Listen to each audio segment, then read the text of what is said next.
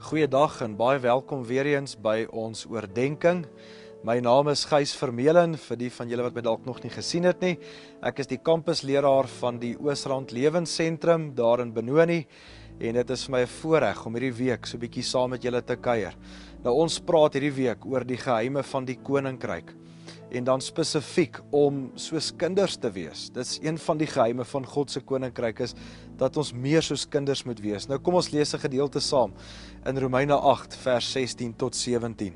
Hy sê die Gees self getuig saam met ons gees dat ons kinders van God is. En as ons kinders is, dan ook erfgename. Erfgename van God en mede-erfgename van Christus. As ons naamlik saam met hom ly, sodat ons ook saam met hom verheerlik kan word.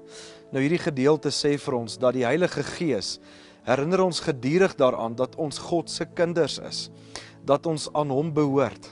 En dan sien ons ook in hierdie gedeelte dat om 'n kind van God te wees, gaan ook nie sonder swaar kry nie. Dit beteken nie ons gaan nie ly en ons gaan nie swaar kry nie.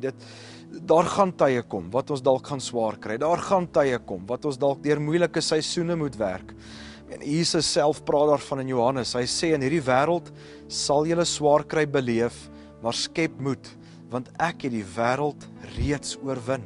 Met ander woorde, al gaan jy deur die moeilikste, donkerste tyd in jou lewe, kan jy weet, die Heilige Gees sal daar wees en hy sal jou herinner dat jy God se kind is.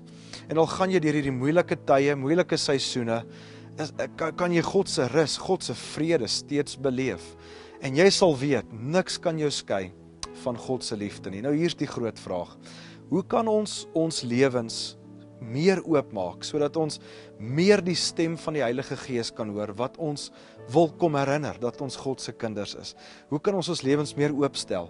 Ek dink wat baie belangrik is, in die dag en die tyd waarin ons leef, is, dat ons eers moet begin, by al die stemme.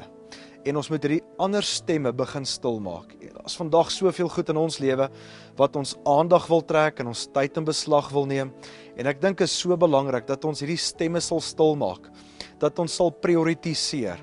Jy sien, om te prioritiseer is nie net vir die begin van die jaar nie, dit is nie net nuwejaarsvoorneme nie, ek dink ons moet elke dag leer om te prioritiseer, aan die begin van elke dag vir onsself sê, ek gaan hierdie ander stemme stilmaak, en ek wil die stem van die Heilige Gees vandag hoor wat vir my sê, ek is God se kind, hy wil my kom herinner daaraan, en as ek dit hoor, dan verander dit my lewe, en dan kyk ek anders na die lewe, en ek gaan die stemme begin stilmaak. Kom ons bid saam. Hemelse Vader, baie dankie vir u Heilige Gees, wat ons gedurig kom herinner, dat ons u kinders is, dat ons aan u behoort. Here, maar soveel keer is daar ander stemme, wat ons aandag vat, en ons tyd vat, en dit wil ons fokus wegdraai, van hierdie belangrike waarheid af. En vandag wil ons bid, Here, maak ons hart stil, maak hierdie stemme stil, maak hierdie goed stil in ons lewens, sodat ons die stem van die Heilige Gees meer duidelik en meer gereeld kan hoor, wat vir ons kom sê, jy is God se kind. Ons sê vir u dankie daarvoor, Here. Ons wil leef met die woorde elke dag.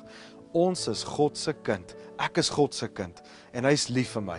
En al gaan ek deur 'n moeilike tyd in my lewe, sy goedheid, sy guns, sy rus en vrede is met my. En ek weet, niks kan my skei van sy liefde nie. Ons sê vir u dankie daarvoor. Dis my gebed in Jesus naam. Amen. Baie dankie.